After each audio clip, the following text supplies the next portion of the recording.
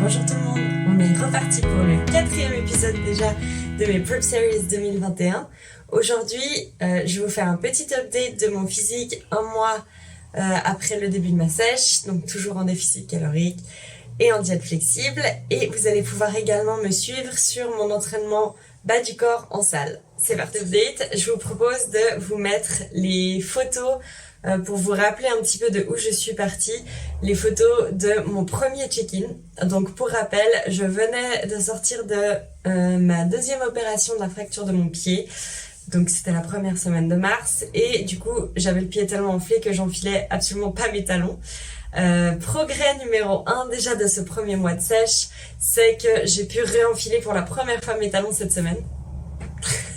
Trop contente, enfin franchement pour moi c'était déjà un achievement de ouf parce que je pensais que je les remettrais pas de ce qu'on discutait avec mon physio, je remis avant le mois de mai-juin et là d'avoir déjà même pu les enfiler, pas pour marcher mais juste pour faire les photos, c'est déjà un gros progrès pour moi. Donc première victoire ce mois-ci.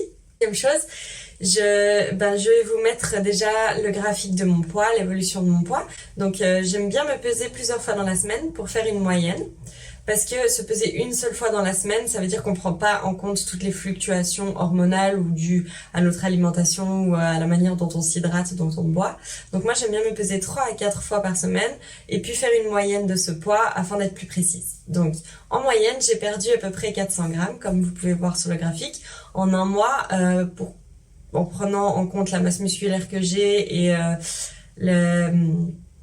ce que j'ai à perdre comme poids, je pense qu'on est pas mal. 400 grammes, c'est bien, c'est un bon pourcentage de ma masse grasse qui part. Le poids, je suis assez contente, assez satisfaite de la balance, même s'il y a toujours ces fluctuations qui sont frustrantes, mais c'est totalement normal et c'est quelque chose à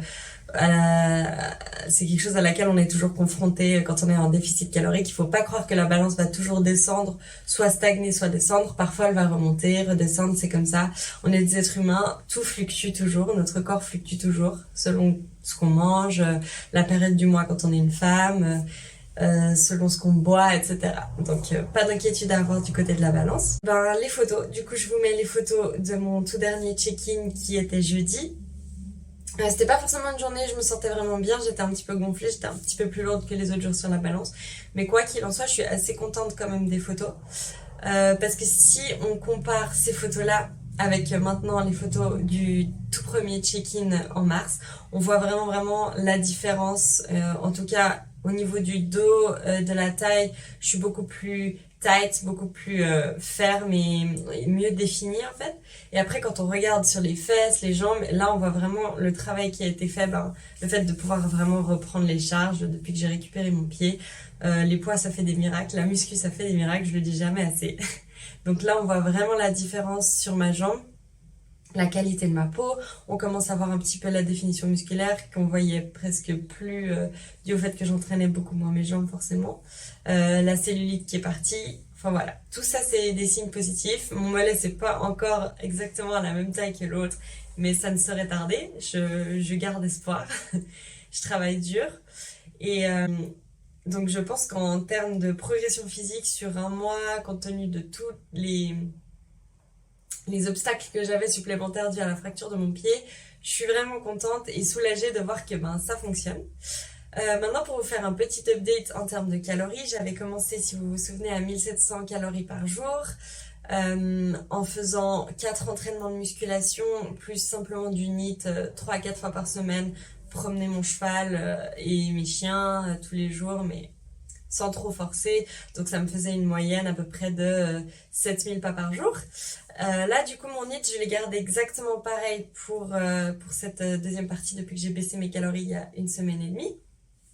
J'ai simplement cette semaine rajouté 2 fois 20 minutes de cardio dans ma semaine que je répartis idéalement les jours où je m'entraîne pas pour bien séparer le cardio et les entraînements. Maintenant je suis à 4 entraînements de musculation, 3 à 4 fois monter à cheval par semaine, promener mon chien forcément tous les jours et 2 fois 20 minutes de cardio par jour et j'ai descendu mes calories à 1550 donc depuis 1 semaine et demie. Pour l'instant ça a l'air pas mal, je vais essayer de garder un maximum de calories le plus longtemps possible donc je vais encore me tenir à peu près je pense 1 semaine à 2 semaines selon mon prochain check-in à ce nombre de calories pour voir comment ça descend mais normalement si tout se passe bien, je devrais finalement enfin me trouver sous la barre des 60 kilos pour le prochain update que je vous ferai. En tout cas, je vous tiens au courant et je me réjouis de voir comment tout ça va avancer. En attendant, je vous laisse profiter de l'entraînement jambes. Bonne séance! Comme toujours, on commence par un bon échauffement. J'aime bien faire 5 minutes de cardio ou si j'ai pas de machine de cardio à disposition, j'enchaîne tout de suite sur ma mobilité et j'en fais un petit peu plus. Donc là, j'ai déjà fait 5 minutes de cardio. J'enchaîne sur 10 répétitions en tout de mobilité thoracique. Et ensuite, j'enchaîne ici sur la mobilité hanche, échauffement des articulations des genoux et des chevilles, en avançant et en reculant tout mon poids, et je touche le genou arrière à chaque fois que je redescends. Donc je vais faire ensuite la même chose pour l'autre côté. Je recommence la mobilité thoracique 10 fois, ce qui fait que j'aurai fait 10 fois de chaque côté en tout sur ce mouvement-là. Et j'enchaîne à nouveau 10 fois avant-arrière sur l'autre jambe pour cet échauffement de mobilité haut et bas du corps.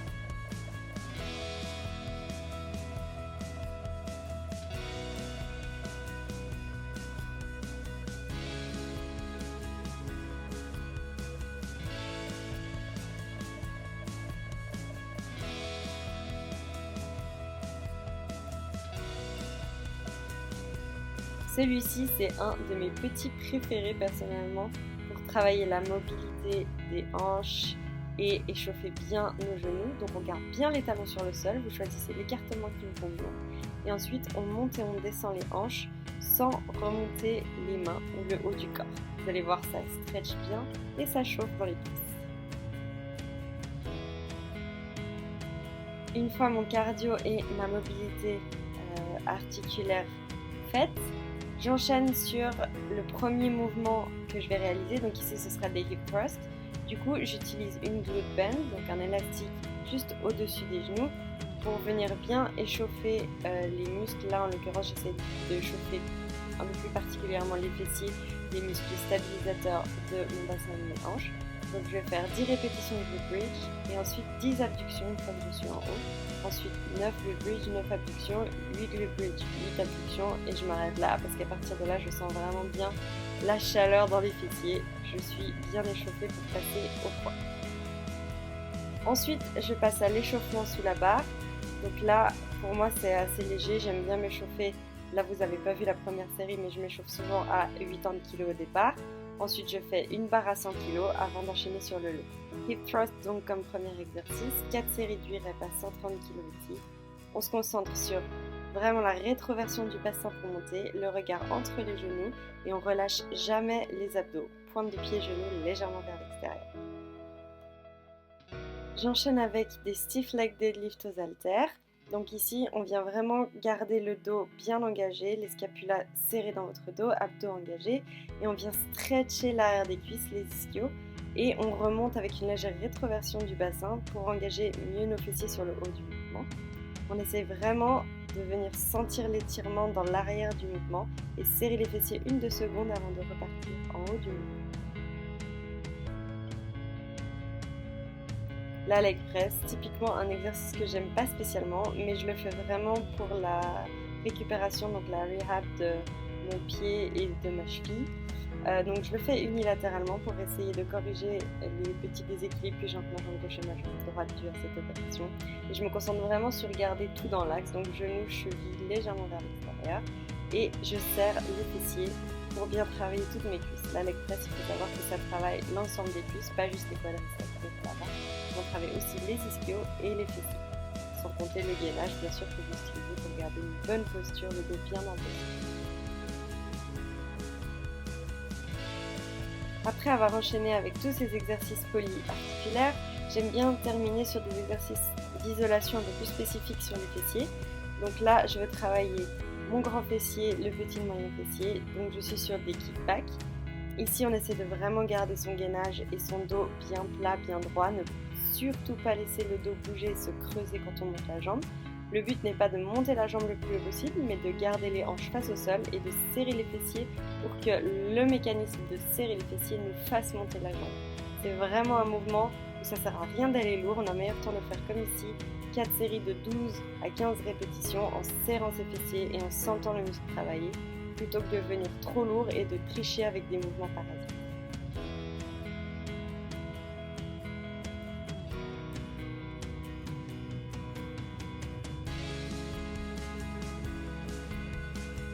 J'aime bien terminer comme j'ai commencé mon entraînement avec la gluten.